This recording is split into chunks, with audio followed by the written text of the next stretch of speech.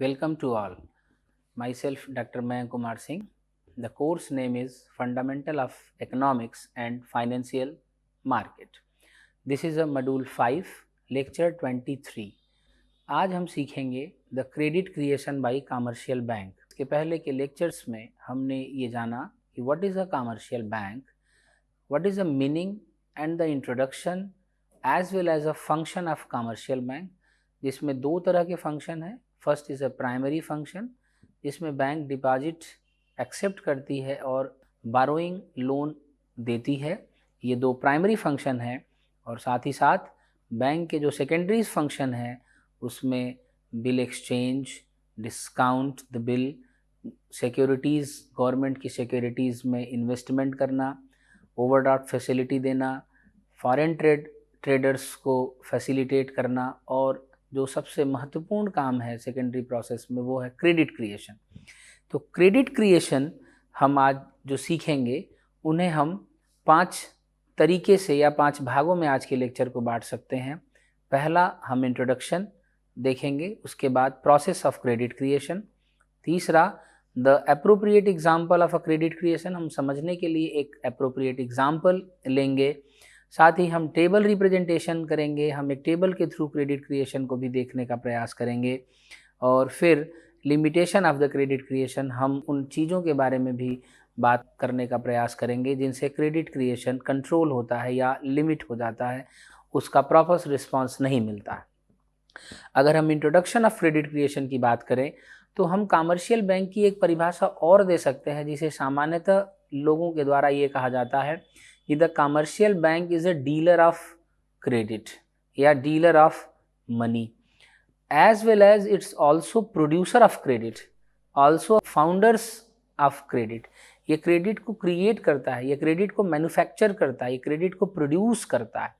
तो credit creation by a commercial bank is a process of expanding the money supply in an economy by lending money to the customers and the businesses house or a particular businessman. That is a fundamental function of a banking system in a modern economies, and it's also known as a deposit creation. The most important function of a commercial bank is the creation of credit. Therefore, the money supplied by commercial bank is called credit money. Commercial bank create credit by advancing loan and the purchasing security. They lend money to individuals or businesses out of deposit accepted from the public. इससे ये पता चलता है कि जो credit creation है ये bank का एक सबसे महत्वपूर्ण काम है। क्यों? क्योंकि अगर हम सीधे सीधे शब्दों में समझना चाहें तो bank are deposited the money from the depositor, लोगों से वो जमा स्वीकार करती है and just give the deposit after asking by the depositor, और डिपॉजिटर के कहने पर ये डिपॉजिटर को उसके पैसे वापस भी कर देती है।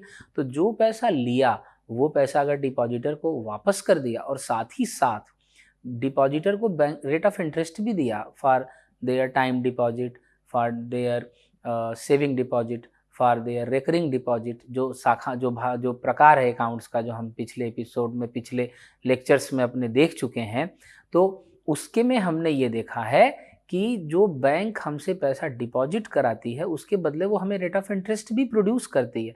तो अगर बैंक हमारे पैसे को हमें ही लौटा दे और रेट ऑफ इंटरेस्ट भी दे तो ये रेट ऑफ इंटरेस्ट आया कहाँ से? अगर ये प्रश्न अगर आपके मन में है तो इसका जवाब आज के लेक्चर से मिल जाएगा, क्योंकि बैंक जो है हमारे पैसे जो हम वहाँ जमा करते हैं, deposited by the general public, individuals or businesses, bank उस पैसे को आगे फॉरवर्ड करती है एज अ लोन असेट्स में, और उनके थ्रू ये रेट ऑफ इंटरेस्ट कमाती है, और उस रेट ऑफ इंटरेस्ट से और उस क्रेडिट क्रिएशन से जो पैसे उसे मिलते हैं वो उससे प्रॉफिट अर्न करती है, जिससे वो अपनी daily day to day activity और to give the rate of interest of their liabilities करती है। तो this is the introduction of a credit creation. अगर credit creation however the commercial bank can not use the entire amount of public deposit for the lending purposes, जो commercial bank होते हैं वो जो deposit होती है, जो बैंक हमें डिपॉजिट करते हैं, उन सारे पैसे से क्रेडिट क्रिएशन नहीं करती। जो आप डिपॉजिट करते हैं बैंकों में पैसा, या बिजनेसमैन या बिजनेस हाउसेस या इंडिविजुअल्स, तो बैंक के पास जो डिपॉजिट आता है बैंक उसे दो भागों में बांट देती है। पहला कैश रिजर्व, जो अपने पास कैश रिजर्व रखती है to meet their daily economic activity. Bank के पास एक एक्सपीरियंस होता है कि जब कोई भी आदमी या कोई भी लोग अगर बैंक में जो पैसा जमा करते हैं उसे वो रोज़ निकालने नहीं जाते, तो बैंकों के पास एक एक्सपीरियंस होता है, एक उनके पास एक थ्योरी होती है कि उनके पास जितने पैसे डिपॉजिट होते हैं रोज़ डेली टू डेली, उसका कुछ परसेंट ही डिमांड किया जाता है। तो जैसे मान लिया कि अगर बैंकों के पास 100 रुपए की रकम अगर रोज़ जमा हुई, अगर बैंक ये देखती है कि उससे 10 रुपए ही रोज़ लोग मांगते हैं, डिमांड डिपॉजिट के थ्रू डिमांड करते हैं कि उन्हें पैसे दिए जाएं, तो इसका मतलब ये है कि बैंक ये देखती है कि उसके पास सिर्फ 10% अगर कैश रिजर्व है तो वो अपनी डेली इकोनॉमिक एक्टिविटी को अंजाम दे सकती है।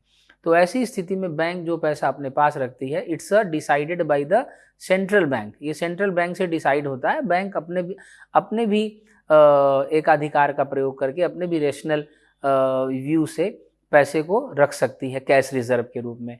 अब कैश रिजर्व के बाद जो पैसा उसका बच गया उसे हम एक्सेस रिजर्व कहते हैं। जो एक्सेस रिजर्व है यही जो हमारा रिजर्व है, इस रिजर्व को बैंक जो है वो डिपॉजिट के रूप में आगे देती है और क्रेडिट क्रिएशन करती है। They are required to keep a certain amount reserve with the central bank by serving the cash requirement of the depositor. After keeping the required amount of the reserve, commercial bank can let the remaining portion of the public deposit. और ये फिर जो उसके पास पैसा बच जाता है उस पैसे को वो आगे लोन के रूप में लोगों को देके क्रेडिट क्रिएट करती है। लेकिन क्रेडिट क्रिएशन पर, कमर्शियल बैंक के क्रेडिट क्रिएशन पर दो इकोनॉमिक्सों का व्यू है।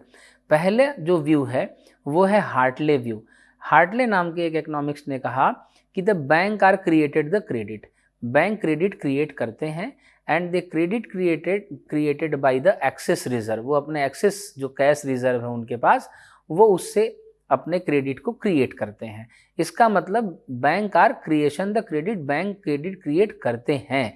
लेकिन जो दूसरा व्यू है जिसे हम वार्टलर व्यू कहते हैं, वाल्टन ने ये कहा कि बैंक जो है क्रेडिट क्रिएट नहीं करते, अगर उनके पास पैसे न हो तो क्रेडिट क्रिएट नहीं करेंगे। इसका मतलब banks are not created the credit. तो दो तरह के यहाँ व्यू हैं। लेकिन अगर हम इन व्यू को देखने का प्रयास करें, इन व्यू को अगर हम क्या सिंपल शब्दों में समझने का प्रयास करें, तो bank are really dealer of credit, the banks are really producer of credit. Bank credit creation करते हैं। और अगर हम क्रेडिट क्रिएशन के प्रोसेस को यदि हम मैथमेटिकली देखना चाहें, मैथमेटिकली समझना चाहें, तो हम मैथमेटिकली जो फार्मूला है हम उसे देख सकते हैं। The total credit creation by a commercial bank is equal to the original deposits multiply by credit multiplier coefficient. इसे हम डिपॉजिट मल्टीप्लायर कोफिशिएंट भी कह सकते हैं। तो अगर हम credit multiplier coefficient is equal to just TCR, total credit creation, divided by deposit. जो उनके पास डिपॉजिट है, ये जो डिपॉजिट है it's known as a excess reserve. ये एक्सेस रिजर्व के रूप में हम जानेंगे। तो अब जो टोटल क्रेडिट क्रिएशन है is equal to CRR multiply by D, और इसका ये एक ज्योमेट्रिकल प्रोग्रेशन है जिसे यहाँ लिखा हुआ है कि delta D is equal to the delta R in bracket 1 plus 1 minus CRR plus and so on 1 minus CRRN। अब अगर हम इसे ज्योमेट्रिकल प्रोग्रेशन को अगर हम सॉल्व करें तो ये हो जाएगा delta R divided by 1 minus CRR, 1 minus bracket -1 minus CR, तो ये माइनस इस माइनस से कट जाएगा और ये माइनस इस माइनस से प्लस हो जाएगा। तो ये जो हमारा पूरा फंक्शन बनेगा वो बनेगा delta D is equal to delta CR upon 1 upon CRR। जो ये है CR is equal to the reserve, change in a reserve, delta D change in a deposit, 1 upon CR का मतलब cash reserve ratio. Cash reserve ratio is a percentage which is decided by the central bank कि how much portion of a cash reserve or a deposit is capped in a form of cash by the commercial bank. Cash reserve ratio का मतलब ये होता है कि यह वह अनुपात है जिसे सेंट्रल बैंक द्वारा निर्धारित किया जाता है कि कोई भी पर्टिकुलर बैंक अपनी कुल जमाओं का इतने प्रतिशत हिस्सा अपने पास कैश के रूप में रखेगी ही रखेगी for their daily requirement and the asking of the functional form of a depositor. Depositor के मांगने पर उसे देने के लिए या अपने डेली फाइनेंशियल एक्टिविटी के लिए अपने कुल रिजर्व का कुछ हिस्सा उसे अपने पास कैश के रूप में रखना होगा, और यह जो पोर्शन होगा यह सेंट्रल बैंक द्वारा बताया जाएगा, जिसे हम कैश रिजर्व रेशियो के नाम से जानते हैं। तो जिस पर्टिकुलर टाइम पीरियड में हम क्रेडिट क्रिएशन के प्रोसेस को समझेंगे, उस प्रोसेस में जो CRR है वो फिक्स्ड होना चाहिए।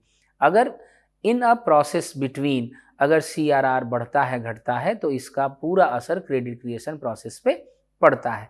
यदि इसे हम एक एग्जाम्पल से समझना चाहें तो हम अपनी बात की शुरुआत कर सकते हैं कि माना एक आदमी है जो मिस्टर ए है, अगर वो किसी बैंक में उसका खाता है and the known a bank x, अगर वो उसमें 1000 रुपये डिपॉजिट करता है which is a primary deposit of a bank, if the cash reserve requirement of a central bank is 10%, यदि सेंट्रल बैंक ने ये कहा कि जो कैश रिजर्व रेशियो है वो 10% है, इसका मतलब आप अपने टोटल डिपॉजिट का 10% कैश के फॉर्म में रखेंगे ही रखेंगे।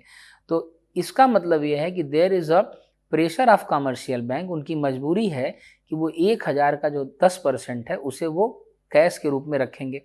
तो 1000 का the 10% of 1000 is 100 rupee. Then the bank X would keep the 100 rupee as a reserve with the central bank regulation and would use the remaining 900 जो मैंने रिटेन किया, जो रिटेन्स है उसके पास 100 रुपया, और जो 900 रुपया है उसे वो लैंडिंग पर्पज के लिए आगे बढ़ा देगा। अब मान लिया the bank lends the 900 to mister X. अब मान लिया कि बैंक ने जो ये 900 रुपया था ये किसी मिस्टर एक्स को दे दिया और एक अकाउंट खोल के इस पैसे को उनके खाते में डाल दिया और उसके लिए एक चेकबुक दे दिया। However this is not actually paid out to mister B, ये मिस्टर बी को पूरे तरीके से नहीं दिया गया, एक चेकबुक इशू की गई जिससे मिस्टर बी अपने जो 900 रुपये हैं उन्हें विड्रॉ कर सके। Now mister B writes a cheque of 900 in the favour of mister C or another bank, उसी बैंक में किसी खाताधारक को या किसी दूसरे बैंक को दिया to settle their earlier debts, या तो उनसे कर्जा लिया हो या to give the loan also या to running the any economic activity. The cheque is now deposited by Mister C in a bank, thus the bank have the CRR is 10%, then the 10% of a 900 rupees 90 rupee. 90 rupee will kept in a form as a reserve and the remaining balance which is 8,100 rupee would be used for the lending purpose by the another bank. Thus this process deposit and the credit creation continue till the reserve with commercial bank reduced to zero. ये तब तक चलता रहेगा जब तक उनके पास reserve जो है वो जीरो ना हो जाए। इसे हम टेबल के थ्रू हम इसे समझ सकते हैं। जैसे मान लिया कि हम सपोज करते हैं कि हमारे पास जो है वो n नंबर ऑफ पर्सन है, हमारे पास जो पर्सन है वो है mister A, mister B, mister C and mister D and so on, और हमारे पास जो बैंक हैं वो है bank X, bank Y, bank Z and so on N. हमारे पास पर्सन है और हमारे पास बैंक है। अब मान लिया mister A is deposited the 100 rupee in bank x. मान लिया कि जो मिस्टर ए हैं उन्होंने 100 रुपी बैंक एक्स में डिपॉजिट कर दिया, 100 रुपी। तो बैंक के पास जो प्राइमरी डिपॉजिट है वो है 1000 rupee, 1000 rupee. Now the CRR is 10%। अगर हम ये मान लें जो कैश रिजर्व रेशियो है वो 10% है by stabilise by the central bank, central bank के रेगुलेशन के हिसाब से उन्हें 10% पूरे पैसे का रखना है। जो उनके पास रिटेंस है, जो पैसे उन्होंने अपने पास कैश के रूप में रखा, वो 100 रुपये है, और जो लेंडिंग पर्पज के लिए जो पैसा लेंगे, लैंडेड रूपी है 900 रुपये। 900 रुपये वो दे सकते हैं लोन पर्पज के लिए। तो यहाँ पर अगर हम बैलेंस शीट बनाने का प्रयास करें बैंक एक्स की, तो पहली होगी हमारी लाइबिलिटीज, उसके बाद होगा अमाउंट, फिर होगा एसेट्स, फिर होगा अमाउंट। तो बैंक की अब जो लाइबिलिटी है, वो लाइबिलिटी क्या है? Deposit of mister A. Mister A ने जो डिपॉजिट किया है पैसा, वो अमाउंट कितना है? 1000 रुपये। नाउ बैंक की एसेट्स क्या है? तो बैंक का जो पहला एसेट्स है वो है CRR, कैश रिजर्व रेशियो, मैंने जो पैसा कैश के रूप में रखा, तो इट्स 100 रुपी। और जो बैंक ने लोन दिया है, this is a remaining cash of beyond the cash reserve ratio 900 रुपये। आप इसको टोटल करेंगे तो this is 100 rupee and this is 100 rupee. It means that the credit is equal to the debit.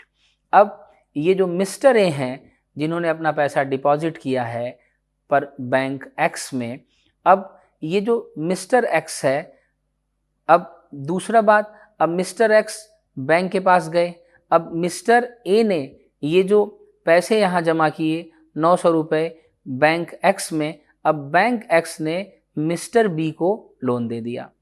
तो अब बैंक के पास जो 900 रुपये हैं, उन्होंने दे दिया मिस्टर बी को। Now the mister B is go to the bank Y.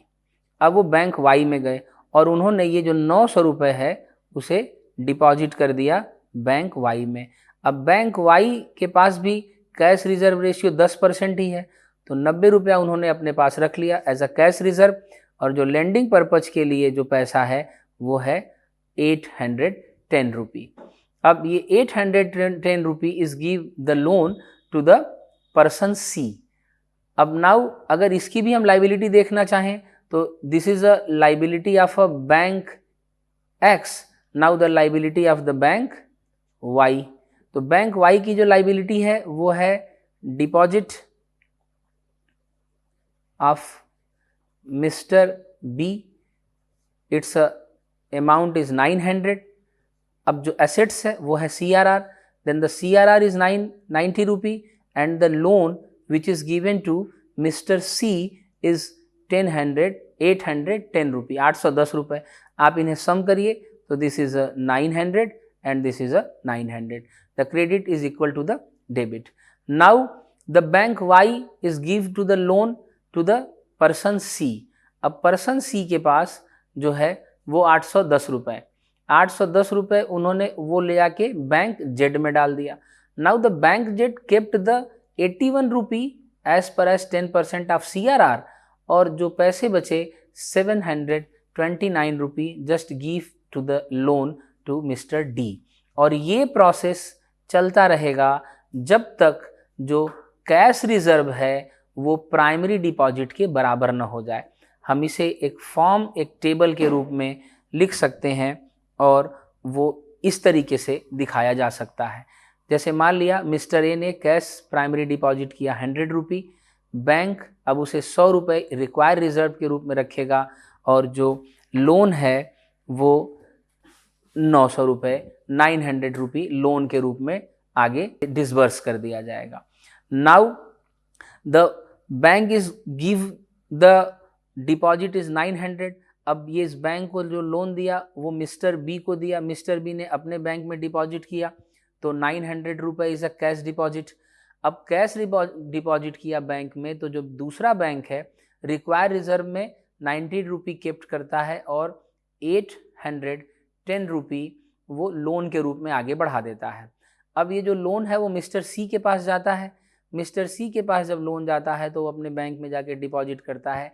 Then the 810 rupee is a deposit and the cash reserve by the bank C is 81 rupee and 81 rupee is cash reserve and the rest amount माने 810 rupee minus 81 is equal to the 729 rupee is given the loan in a Mr. D। Mister D को 729 रुपी loan दिया. Now the bank is kept the 10% of the 729. It means 72.9 rupees kept in a reserve and 656.1 rupees give to the loan, and this process is continuous, just going whenever the required result is handed is equal to the primary result. Primary reserve ये तब तक प्रक्रिया चलती रहेगी जब तक sum of required reserve is equal to the primary deposit. जब ये कैश रिजर्व का जो सम है ये 1000 रुपये हो जाएगा इस प्राइमरी डिपॉजिट से, यहीं पर क्रेडिट क्रिएशन का प्रोसेस एंड हो जाएगा. ऐसी स्थिति में अगर हम देखेंगे जो कैश रिजर्व है वो 1000 रुपये है और जो टोटल क्रेडिट क्रिएशन है वो 9000 रुपये है. इसका मतलब जो टोटल क्रेडिट क्रिएशन हुआ वो 10,000 रुपये का हुआ, जिसमें 1000 रुपये का जो क्रेडिट डिपॉजिट था उससे बैंक ने 10,000 रुपये का टोटल क्रेडिट क्रिएशन किया. तो net credit creation is a 900 का नेट क्रेडिट क्रिएशन हुआ. 1000 रुपये का प्राइमरी डिपॉजिट था. तो this is a process of the credit creation. ये तब तक चलता रहेगा. यहाँ पर फिर एक बार हम इस बात को समझ लें कि क्रेडिट क्रिएशन का प्रोसेस तब तक चलता रहेगा जब तक sum of all the required reserve in all the banks is equal to the primary reserve which is deposited by the Mr. A in a first bank. ये बराबर हो जाएगा, वहीं पर हमारा क्रेडिट क्रिएशन का प्रोसेस रुक जाएगा. तो this is a process of a credit creation. अगर हम लिमिटेशन की बात करें कि वो कौन कौन से कारक हैं, वो कौन कौन से ऐसे महत्वपूर्ण बिंदु हैं जिससे क्रेडिट क्रिएशन का प्रोसेस कमज़ोर हो जाता है या ख़त्म हो जाता है. तो पहला अमाउंट ऑफ कैश.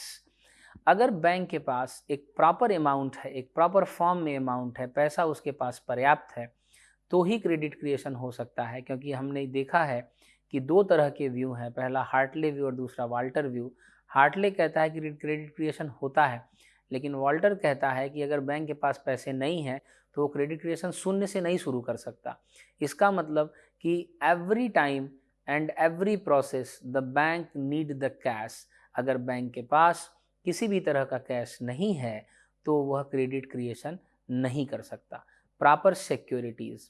बैंक के पास प्रॉपर सिक्योरिटीज़ भी होनी चाहिए. क्यों?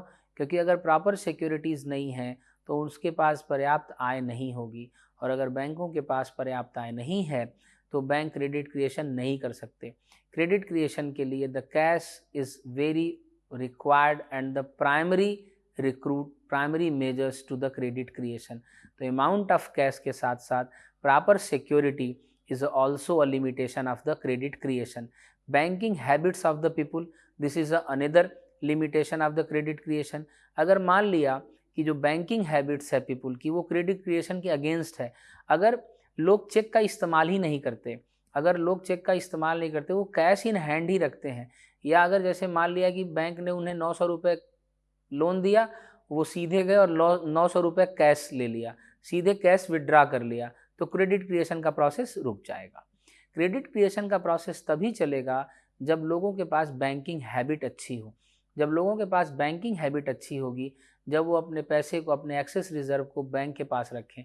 अगर लोग अपने पास कैश फॉर्म में पैसा रखते हैं, बैंकों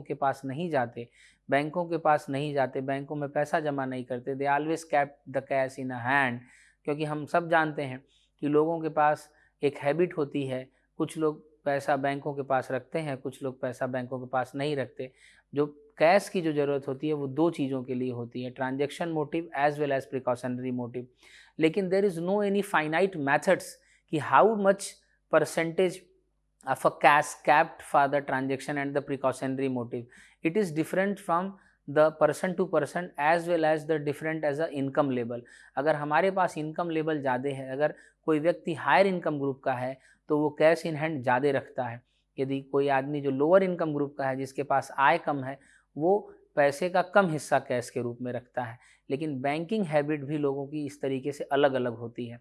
जैसे मान लिया कि अगर किसी के पास चेक बुक का हैबिट नहीं है, वो पैसे को कैश में रखना चाहता है, तो वो क्रेडिट क्रिएशन का प्रोसेस कम कर देगा. Minimum legal reserve ratio. Legal reserve ratio, cash reserve ratio is a one of the famous and the significant measures which limit the credit creation. अगर मान लिया कि केंद्रीय बैंक ने कैश रिजर्व रेशियो को बढ़ा दिया और वो 10% से बढ़ा के 20% कर दिया, तो जो अभी हमने उदाहरण देखा था जिसमें हमने ये देखा कि 1000 रुपये का जो क्रेडिट क्रिएशन है वो 10,000 रुपी हो गया। लेकिन अगर क्रेडिट क्रिएशन में अगर ये पैसा अगर cash reserve ratio is set by 20% in RBI, तो जो हमारा क्रेडिट क्रिएशन है वो 10,000 के बजाय 5,000 ही हो जाएगा।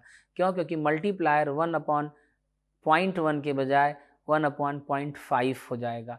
क्यों? क्योंकि जैसे जैसे हमारा percentage of cash reserve ratio बढ़ेगा, क्रेडिट क्रिएशन का प्रोसेस उतना ही स्लो या उतना ही कम हो जाएगा, और कैश रिजर्व रेशियो जितना ही कम होगा, क्रेडिट क्रिएशन का प्रोसेस उतना ही स्ट्रांग और उतना ही ज़्यादा होगा। Excess reserve is just opposite of the legal reserve ratio. यदि बैंक के पास एक्सेस रिजर्व ज़्यादा है तो क्रेडिट क्रिएशन ज़्यादा होगा, यदि एक्सेस रिजर्व कम है तो क्रेडिट क्रिएशन कम होगा। Leakages is one of the most limitation of the credit creation. मान लिया लीकेजेस का मतलब होता है कि अगर डेली एक्टिविटी, बैंक हैबिट या किसी भी तरीके से अगर बैंक जो है फुल अमाउंट को अगर लोन न दे के यदि एक्सेस रिजर्व जो कम हो जाए, कैश रिजर्व ज़्यादा अपने पास रखने लगे for daily activity or to meet their daily economic expenses, तो ऐसी स्थिति में लीकेजेस होने की स्थिति में कैश रिजर्व अगर उनका बढ़ जाएगा तो क्रेडिट क्रिएशन का प्रोसेस लिमिट हो जाएगा। अगर हम अन्य लिमिटेशन की बात करें, check clearance is also a process also too aggressive process of a credit creation. अगर चेक के क्लियरेंस में कम समय लगता है तो क्रेडिट क्रिएशन का प्रोसेस प्रोग्रेसिव होगा।